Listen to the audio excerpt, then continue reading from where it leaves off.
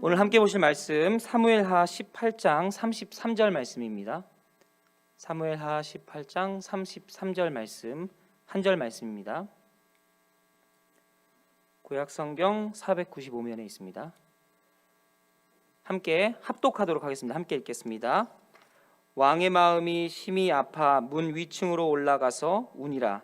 그가 올라갈 때에 말하기를 내 아들 압살롬아, 내 아들, 내 아들 압살롬아, 차라리 내가 너를 대신하여 죽었더면 압살롬 내 아들아, 내 아들아 하였더라. 아멘.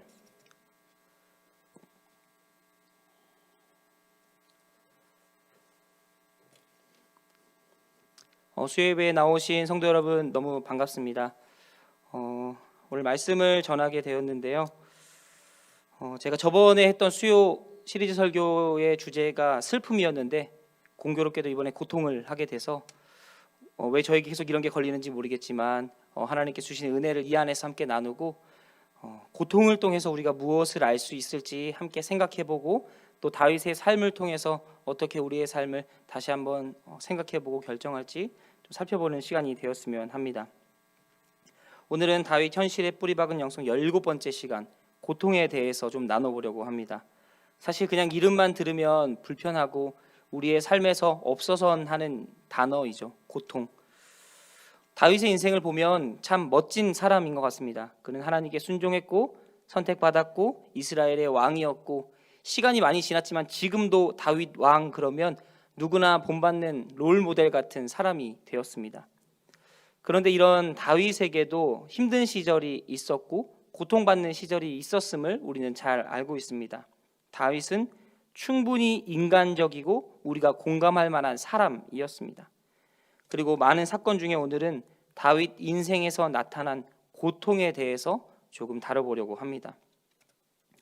다윗의 어린 시절을 잠깐 보면 어린 다윗, 그는 아무것도 보잘것없는 사람이었습니다. 하나님이 그를 선택하기 전까지 그는 구석에서 보이지 않는 사람이었다는 것을 우리는 모두 알고 있습니다. 그는 하나님을 의지하던 사람이었지만 어린 시절에 그는 그냥 양치던 자, 또 그의 집에서 가장 영향력 없는 막내였습니다. 아무것도 가진 것 없고 보잘것 내세울 것 없는 사람, 그 사람이 다윗이었습니다. 근데 하나님께서 그의 중심을 보시고 이스라엘의 왕으로 택하시기로 결정하셨습니다. 그때부터 그의 인생은 변하게 됩니다. 우리가 잘 알다시피 골리앗과 싸워서 이기기도 했고요. 또 때로는 사울 왕의 시기와 질투 때문에 죽음의 위협에 노출되기도 했습니다. 또 타국에 건너가서 거류하면서 다양한 문화와 사람들을 경험했고 이렇게 다양한 경험을 통해 빚어진 다윗은 결국 이스라엘의 경험 많은 훌륭한 하나님을 잘 섬기는 왕이 되었습니다. 그의 인생이 이처럼 아름답게 끝났으면 좋겠지만 중간중간에 사건들이 있음으로 인해서 다윗이 하나님께 범죄하는 모습을 보여줍니다. 그리고 그 모습 중에 하나를 오늘 살펴보려고 합니다. 오늘의 이야기는 다윗과 압살롬의 이야기로부터 시작됩니다. 오늘은 18장을 읽었지만 조금 더 앞부분으로 가야 하는데요. 실제로 본문을 읽으려면 14장부터 읽어야 해서 오늘 핵심 구절인 18장 마지막 한 절만 읽었습니다. 좋으시죠? 네, 유머였습니다. 다윗과 압살롬의 이야기는 마치 그의 아들 압살롬이 다윗에게 반역을 했다가 실패한 사건처럼만 비춰집니다. 많은 사람들이 그런 사건으로 알고 있고요. 그런데 중요한 것은 그 과정 가운데 압살롬의 마음과 다윗의 마음이 어땠는지, 또 그 삶을 통해서 인간 다윗, 사람 다윗은 어떠한 감정으로 살아갔는지 우리는 조금 더 주목해 볼 필요가 있습니다. 왜냐하면 이 사건의 시작은 다윗의 잘못으로부터 시작됐기 때문입니다.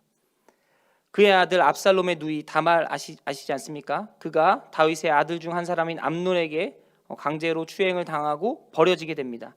이것을 마음에 품고 있던 압살롬은 결국 꾀를 내서 암논을 죽이게 됩니다. 암논을 죽인 뒤에 다윗에게 해함을 당할까봐 두려워서 그는 그 지역을 떠나게 되고요. 나중에 다윗의 신하 중 한 사람 요압이 압살롬을 다시 데리고 오자고 다윗에게 건의를 합니다.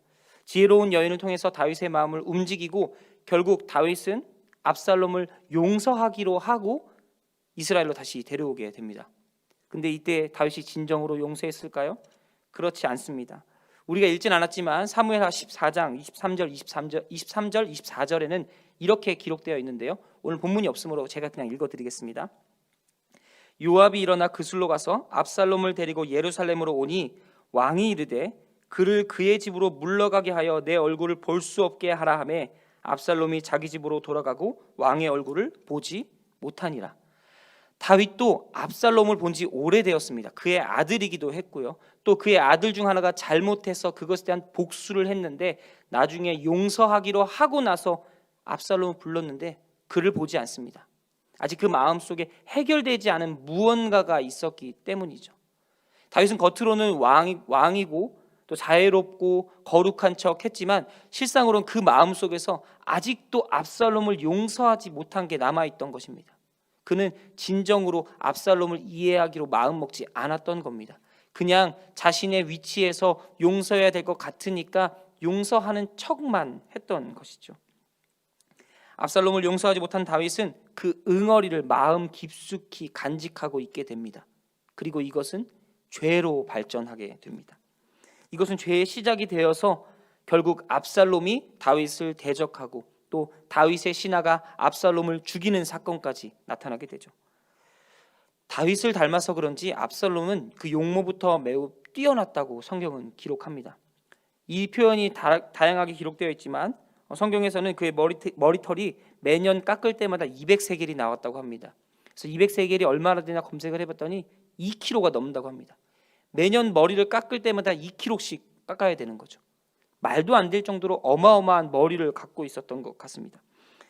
외모가 출중하고 머리털도 많고 사람들이 보기에 훌륭한 압살롬은 다윗을 닮아서 그런지 역시 꾀도 뛰어났습니다. 그는 서서히 이스라엘에서 인기를 얻기 시작했고요. 또 많은 사람들로부터 이스라엘 사람들로부터 지지를 얻기 시작합니다. 압살롬의 지지. 사람들이 압살롬을 점점 더 괜찮은 사람이라고 생각하게 된다는 것이죠. 이후에 압살롬은 더 꾀를 내어서 헤브론으로 가겠다고 이야기합니다. 헤브론으로 갈 때 혼자 가지 않고요. 많은 사람을 초청해서 헤브론으로 함께 가게 됩니다. 반역의 시작이 헤브론으로부터 일어나게 되고요. 여기서 압살롬은 있지도 않은 군대를 만들어서 자신이 마치 왕이 된 것처럼 소문을 냅니다. 여기서 그치지 않고 다윗의 모사였던 아히도벨마저 압살롬에게 회유가 되어서 그의 편에 서게 되죠. 다윗의 입장에서는 굉장히 불편한 현실이었을 것이고 다윗은 결국 그 이야기를 듣고 살아남기 위해 도망가게 됩니다. 사무엘하 15장 14절인데요. 다윗이 예루살렘에 함께 있는 그의 모든 신하들에게 이르되 일어나 도망하자. 그렇지 아니하면 우리 중 한 사람도 압살롬에게서 피하지 못하리라. 빨리 가자. 두렵건대 그가 우리를 급히 따라와 우리를 해하고 칼날로 성읍을 칠까 하노라. 압살롬의 반역은 매우 성공적이었습니다. 다윗은 두렵고 떨림으로 도망가게 됩니다. 그는 마치 패잔병처럼 도망갔고 싸워보지 못하고 왕의 자리에서 물러나게 됩니다. 하지만 여기서 끝나지 않습니다.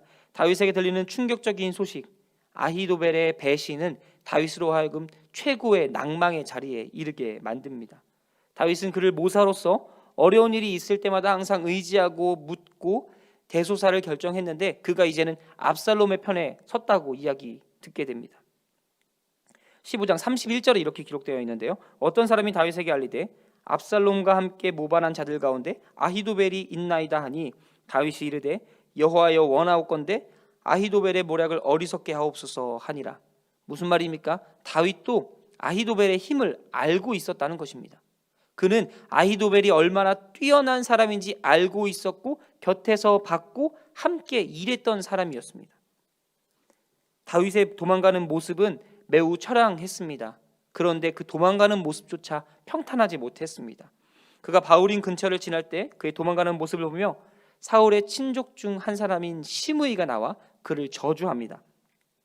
16장 7절과 8절인데요. 시므이가 저주하는 가운데 이와 같이 말하니라. 피 흘린 자여 사악한 자여 가거라 가거라. 사울의 족속의 모든 피를 여호와께서 내게로 돌리셨도다. 그를 이어서 내가 왕이 되었으나 여호와께서 나라를 내 아들 압살롬의 손에 넘기셨도다. 보라, 너는 피를 흘린 자이므로 화를 자초하였느니라 하는지라. 얼마나 억울한 일입니까?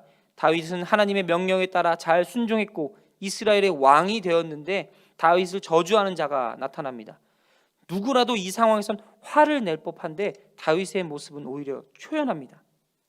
다윗이 피 흘린 자로 고통받게 될 것이라는 심의의 저주에 다윗은 마음이 무너지고 억장이 무너집니다. 하지만 이 시기가 다윗이 그의 인생을 돌아보는 시작이 되었지 않나 싶습니다. 그는 왕의 자리를 빼앗긴 것도 모자라 대적하는 사람의 비아냥을 듣고도 그냥 초연하게 수긍할 수밖에 없는 상황이 되었습니다. 16장 11절인데요. 또 다윗이 아비새와 모든 신하들에게 이르되 내 몸에서 나는 아들도 내 생명을 해하려 하거든 하물며 이 베냐민 사람이랴. 여호와께서 그에게 명령하신 것이니 그가 저주하게 버려두라. 다윗의 부하 중에 이 시므이를 죽이겠다는 사람이 나오게 됩니다. 어떻게 우리 왕을 저주하는 저 죽은 개 같은 자가 나타날 수 있겠습니까? 라고 이야기하면 내가 가서 죽이겠습니다 하지만 다윗은 초연하게 받아들인다는 거죠. 낭만과 낙심 가운데 있었던 다윗은 더 이상 회복할 수 없는 것처럼 보여집니다. 더 이상 그는 살 소망도 잃게 되었고요. 오늘 방금 읽은 것처럼 자신의 아들이 자신을 죽이려고 하는 상황, 또 자신이 가장 믿었던 모사의 배신, 가장 측근이었던 사람의 배신, 이것은 다윗을 힘들고 어려운 고통 가운데 두게 만듭니다. 이런 다윗의 마음을 잘 표현한 시편이 시편 3편에 있는데요. 1, 2절에 이렇게 기록되어 있습니다. 여호와여 나의 대적이 어찌 그리 많은지요 일어나 나를 치는 자가 많으니이다. 많은 사람이 나를 대적하여 말하기를 그는 하나님께 구원을 받지 못한다 하나이다. 얼마나 절망적인 고백입니까? 더 이상 내 편은 아무것도 없고 나는 가진 게 아무것도 없고 모든 사람이 나를 대적하고 나의 대적은 넘쳐나고 있다는 이 사실이 다윗으로 하여금 얼마나 고통스럽게 만들었겠습니까? 가장 믿었던 가족과 친구의 배신, 자신을 저주하던 목소리들은 고통 속에 있는 다윗의 힘든 마음을 잘 대변해주고 있습니다. 하지만 여기서 그치지 않습니다. 하나님께서는 이런 다윗을 가만히 내버려두지 않으셨습니다. 하나님께서는 오히려 이 순간을 통해서 다윗이 하나님을 보게 만들어 주셨습니다. 그리고 회복시켜 가십니다. 하나님의 사랑을 공급받은 다윗은 고통 중에서도 성장할 수 있다는 것을 깨닫게 됩니다. 하나님께서는 다윗을 회복시키심과 동시에 그의 지위도 다시 한번 회복시킬 준비를 만들어 주십니다. 하나님께서는 새로운 계획을 진행하시는데요. 다윗의 또 다른 친구 아렉 사람 후세를 통해서 다윗 모르게 하나님의 계획을 점차 진행해 가십니다. 16장 18절인데요. 후세가 압살롬에게 이르되 그렇지 아니하나이다. 내가 여호와와 이 모든 백성 이스라엘의 택한 자에게 속하여 그와 함께 있을 것이니이다. 이 말은 후세가 압살롬에게 나아갔을 때 했던 말입니다. 왜냐하면 후세는 누가 봐도 다윗의 가장 절친한 친구였기 때문에 압살롬에게 간다는 것은 곧 죽으러 가는 거였습니다. 하지만 그는 이렇게 고백함으로 나는 더 이상 다윗의 친구가 아닙니다. 나는 이스라엘 왕의 친구, 이제 곧 당신의 친구가 되겠습니다 라고 이야기하고 있는 것입니다. 이 말을 보는 우리들은 어떤 마음이 느낍니까? 아히도벨에 이어 후세까지 다윗을 배신한 게 아닌가? 하지만 실상은 하나님께서 준비시킨 사람이라는 것을 우리는 잘 알고 있습니다. 후세의 배신처럼 보이는 이 말은 하나님의 계획 속에서 차곡차곡 이루어져 갑니다. 다윗의 믿을 만한 친구 후세는 다윗의 환궁에 큰 역할을 하게 됩니다.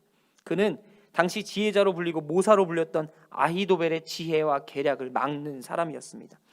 도리어 다윗을 두려워하도록 압살롬과 그의 부하들을 두렵고 떨리게 만드는 사람이 되었습니다. 이는 다윗의 회복과 동시에 진행되었고 하나님의 계획이 어느 순간 압살롬을 물리치고 다시 한번 다윗을 끌어올리는 모습을 보여주게 됩니다. 사무엘하 17장 14절인데요. 압살롬과 온 이스라엘 사람들이 이르되 아렉 사람 후세의 계략은 아히도벨의 계략보다 낫다 하니 이는 여호와께서 압살롬에게 화를 내리려 하사 아히도벨의 좋은 계략을 물리치라고 명령하셨음이더라. 무슨 말입니까? 아히도벨의 계략은 굉장히 좋은 계략이었습니다. 아주 훌륭한 계략이었습니다. 근데 후세의 한마디로 이게 뒤집어지게 된다는 거죠. 이미 아히도벨은 검증받은 사람입니다. 그는 훌륭한 모사였습니다. 그러나 하나님께서 그 모사를 엎으셨습니다. 그 계략을 엎으셨습니다. 사람의 지혜를 정말 먼지 털끝만큼도 아니게 만들었다는 거죠. 아히도벨의 계략은 뛰어났지만 하나님 앞에선 덧없는 것이 되었습니다. 하나님의 사랑으로 힘을 회복한 다윗은 다시 한번 전열을 가다듬고 압살롬과 대적하기 위해 나갑니다. 압살롬과의 전투를 준비하게 됩니다. 다윗의 모습을 보면 겁도 많았지만 그는 참 전사였습니다. 하나님을 의지할 때 그는 골리앗과 싸워서 이겼고요. 많은 이방 민족들을 물리치고 이스라엘을 주변국 중에 가장 강한 나라로 만들었던 사람입니다. 그는 하나님을 의지하는 믿음을 회복하자마자 다시 용맹한 전사로 거듭나게 됩니다. 그리고 그 속에서 다시 한번 회복된 마음이 압살롬에 대한 사랑으로 드러나게 됩니다. 과거에는 진정으로 용서하지 못했는데 이제는 진짜 마음으로 진정으로 용서하게 되는 모습을 보여주게 된다는 거죠. 그래서 그는 압살롬과의 전투 전에 그의 모든 백성들, 그의 모든 부하들에게 이야기하게 됩니다. 사무엘하 18장 5절인데요. 왕이 요압과 아비새와 이때에게 명령하여 이르되 나를 위하여 젊은 압살롬을 너그러이 대우하라 하니 왕이 압살롬을 위하여 모든 군 지휘관에게 명령할 때에 백성들이 다 들으니라. 다윗의 이 말은 이제는 더 이상 압살롬을 보지 않는 모습이 아니라 이제는 그를 용서하고 내 앞에서 그를 받아들일 준비가 되었다는 것을 우리는 알게 됩니다.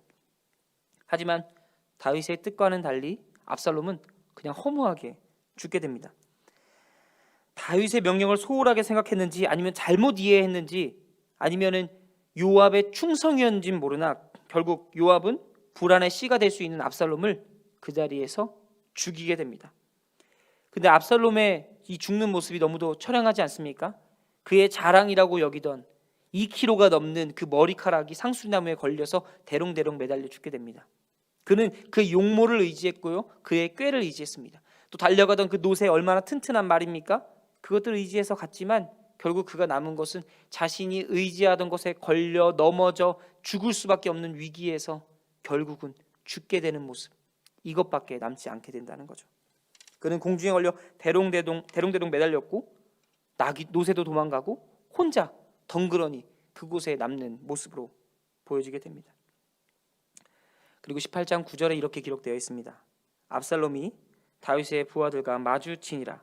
압살롬이 노새를 탔는데 그 노새가 큰 상수리나무 번성한 가지 아래로 지날 때에 압살롬의 머리가 그 상수리나무에 걸림에 그가 공중과 그 땅 사이에 달리고 그가 탔던 노새는 그 아래로 빠져 나가니라. 너무도 허무하지 않습니까? 승승장구하던 압살롬의 위기는 그냥 달려가다가 어쩌다 걸린 나무에 그냥 걸어가다 넘어졌는데 죽음의 위기까지 겪게 되는 것입니다.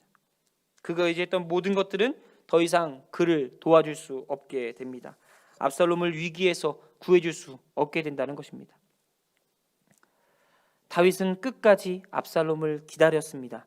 과거 그가 잘못했던 잘못을 다시 한번 되풀이하지 않기 위해서 이제는 압살롬을 용서하고 압살롬을 사랑으로 맞이할 준비를 하고 있었습니다. 근데 이제는 더 이상 돌이킬 수 없는 상황이 옵니다. 오늘 읽었던 본문인데요, 18장 33절입니다. 왕의 마음이 심히 아파 문 위층으로 올라가서 우니라.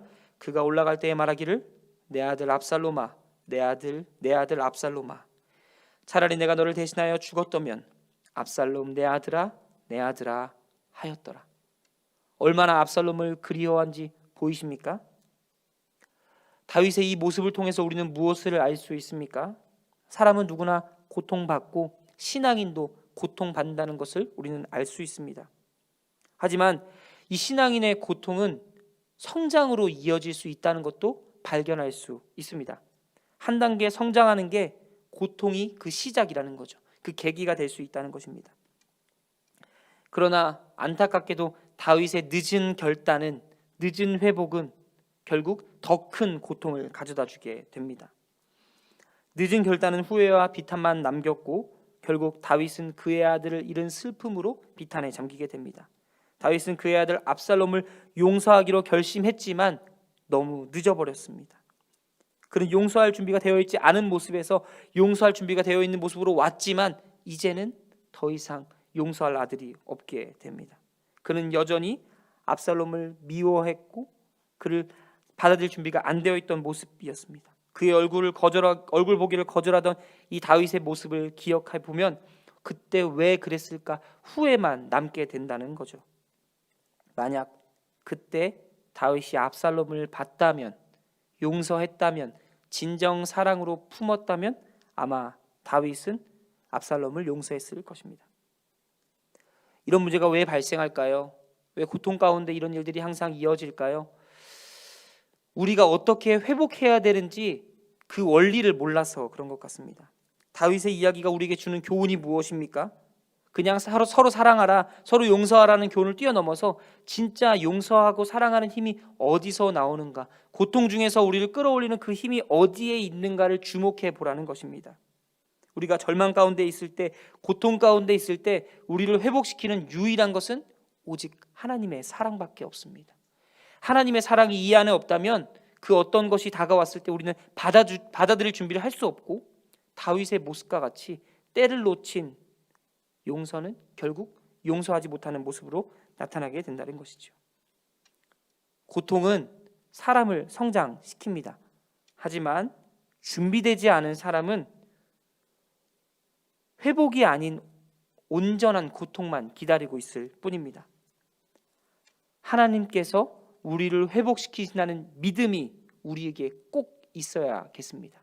다윗의 모습처럼 후회하지 않으려면 우리가 고통과 절망 가운데 있을지라도 하나님께서 우리를 회복시키시고 모든 일들 가운데 다시 한번 용서하고 받아들이게 한다는 이 믿음으로 세상을 살아가 주시길 부탁드립니다. 고통이 성장으로 발전하기 위해선 하나님의 사랑이 기반되어야 합니다. 고통은 우리를 성장시키지만 그만큼 우리도 준비되어 있어야 합니다. 사랑하는 성도 여러분, 주변에 혹시 용서 못한 자들이 있습니까? 우리 마음에 안 드는 사람들이 있습니까? 관계가 깨어지고 무너지고 받아들일 수 없는 사람들이 있습니까? 그들이 언젠가 우리에게 돌아올 때에 우리는 그들을 받아들일 준비를 해야 합니다. 우리는 연약하여서 그들을 온전히 받아들이지 못하지만 하나님께서 우리에게 더 큰 사랑으로 회복시킨다면 우리는 그들을 받아들이고 용서하고 사랑할 수 있을 겁니다. 나중에 큰 고통을 겪지 않기 위해서 우리는 고통으로부터 성장하고 고통에서 벗어나 사랑으로 들어가야 합니다. 이러한 사랑의 고백이, 하나님에 대한 우리의 믿음의 고백이 모든 성도인 여러분들에게 있기를 진심으로 소원합니다.